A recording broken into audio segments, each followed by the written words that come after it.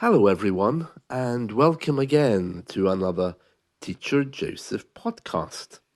Today, I want to give you some information about making questions with the present perfect. It looks very complex, but I can assure you it's actually very easy. So you simply take a statement in the present perfect. So, for example, you have eaten, okay? And we can turn that into a question by reversing the have and you. Have you eaten? Have you eaten? That's the main way in which we make a question with the present perfect. But there's also other ways we can do it. We can simply not reverse the have and the you and raise our voices. You have eaten today?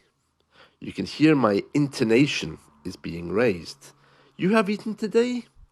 This is the very same as have you eaten today?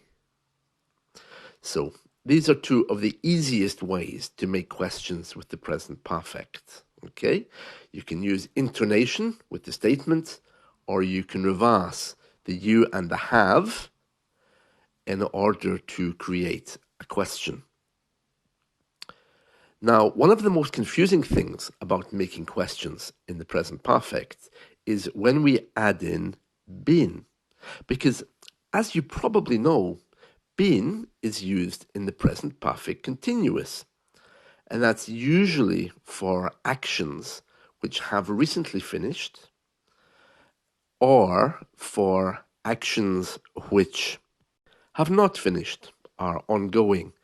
Oh, I've been washing this car for 2 hours now, for example. Or I've been outside and I've just got back. So you can hear there that been is the present perfect continuous, but we also use been when we're making questions with the present perfect. And it's very specifically about places and some actions. Okay, so we're going to look through some examples. But just before we do that, we need to discuss a little bit as to why we use the present perfect. Well, first of all, in American English, they don't. They simply use the past tense, even in questions. So, in British English, the past tense is a big archive of time and date. It's about moments in time, okay? So, for example, I washed the car is answering the question, what did you do at 3 o'clock yesterday? Oh, I washed the car, okay? And even when the times aren't mentioned, the past tense is always going to be about a moment in time. The present perfect, on the other hand, isn't. It's not about any moment in time. The present perfect is an action which has taken place. So, if you're talking to an American, he might say, for example, did you eat today? But in British English, you're going to hear, have you eaten today? One is asking about a specific moment in time, and the other is asking generally about the action of eating. Although in American English, the past tense covers both. So let me just recap. To make a question using the present perfect, first of all, you can just use intonation. You have eaten today? Or you can reverse the have and the you. Have you eaten today? You can also use the present perfect continuous, which is usually only used for actions which haven't finished or for actions which have recently finished. For example, have you been to London? Have you ever been to that restaurant? Now, I know that you'll be confused with been as the present perfect continuous, but if you look really closely, it's not actually the present perfect continuous. Listen again. Have you ever been to London? Where have you been on holiday? Been in the present perfect continuous is usually formed by using a participle. I've been washing, I've been doing, I've been fixing. But in this case, when you make a question in the present perfect, been doesn't have a participle. So it's very important that you notice that, because that, in many ways, gives you permission to use it in a different way. So if you compare, for example, I've been washing this car for 3 hours, and I've been to the shopping mall, there's no participle there. Okay? Here's the examples. Have you ever met Al Pacino? Have you been to London? Has it ever snowed in your town? Now, in this case, we're using ever, which is adding another dimension of time. It means at any point, even before you were born, has it ever snowed in your town? Ever means at any time. Have you eaten chips today? Have you ever used a computer program?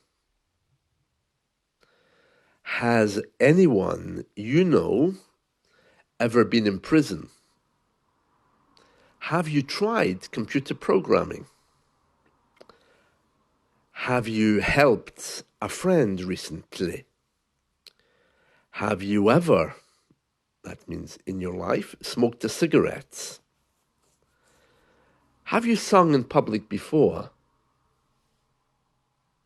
Have you ever been in hospital? Notice with that been there that there's no participle. You remember, I've been washing these clothes for 3 hours.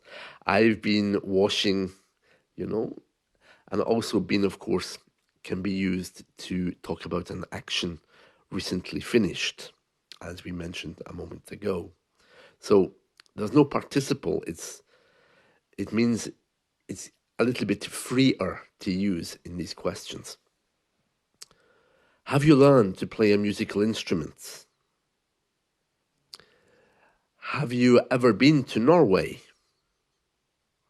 Okay, now here's one that's a little bit harder, because we're going to use what before the present perfect. Okay, so what is the strangest food you have eaten? So you can see here that we're using what to raise the question. So the construction's a little bit different. What is the strangest food? Because we're using what to talk about the food, and then the bit goes at the end. What's the strangest food you have eaten? Okay. And again, when it comes to other question words with the present perfect, it can get a little bit complex. For example, you remember I was mentioning that you simply swap have and you.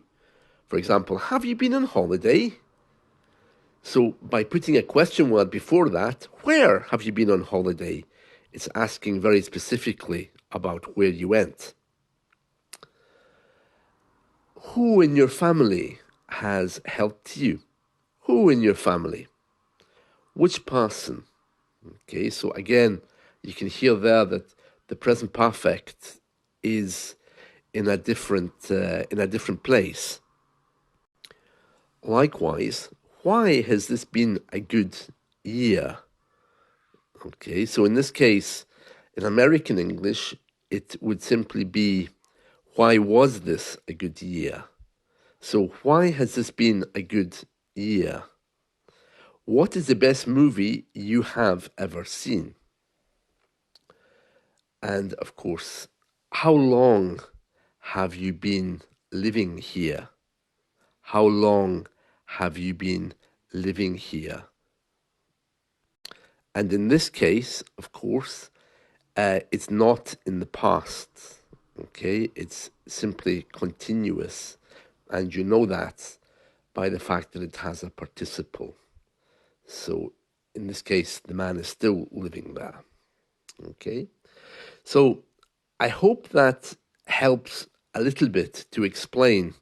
And I'm just going to do a quick summary so that you understand, okay? So first of all, remember, generally, the past tense is all about a time and date somewhere, which is very specific. The present perfect is about action. It's about simply doing. It's the language of poets and artists because it's talking about things. It's not bringing them down to some moment of time. The past tense is much more commonly used in American English. They don't seem to use the present perfect at all. And finally, to make questions with them, you use been outside of a participle. Okay, so a usual sentence would be, I've been washing this car for 3 years now. But in a question, that can become, have you ever been to London? And in this case, there's no participle. Okay, it's a little bit complex, but you shouldn't worry too much about it. And then, of course, we have the question words. Where have you been? Or who in your family has helped you? And with question words like why, what, which, how, and where, it gets a bit more complicated because the present perfect part is put in another part of the sentence. Why has this been a good year? Which countries have been in the news? What spicy foods have you tried? So, the present perfect, you can use questions very easily. I want you, though, to look away from the rules because, many people listen to podcasts like this and they think, it all sounds very complex. I must remember these rules and I must try and get them inside my head. But the reality is the only way you're going to get these inside your head is if you simply use them, not study them. British people, and I'm sure it's the same in your language, we don't go to the coffee shop and say, I heard a really good present perfect question today. Or, I'm so happy I just used a great conditional. We we don't even know sometimes what bits of grammar are called. When I was growing up in the UK in the 1970s and 80s, there was an opinion that kids should not be taught grammar. They should only be taught how to use grammar. And when I became a teacher, I had to learn all this stuff about present perfect, past perfect, and all of these kind of things. And to be honest with you, it was a bit useless because I already knew how to use it. And I didn't really see the point in calling it the present perfect. I just knew what I had to say. So you see, when you're studying something like this, it's going to get really, really complex. The best way to do it is simply to make examples or try to make examples with people and let them correct you. And that's the same with any grammar. As I've often told you, when you are listening to a podcast like this, or you rush out and you buy a grammar book, these things are there simply to open your mind.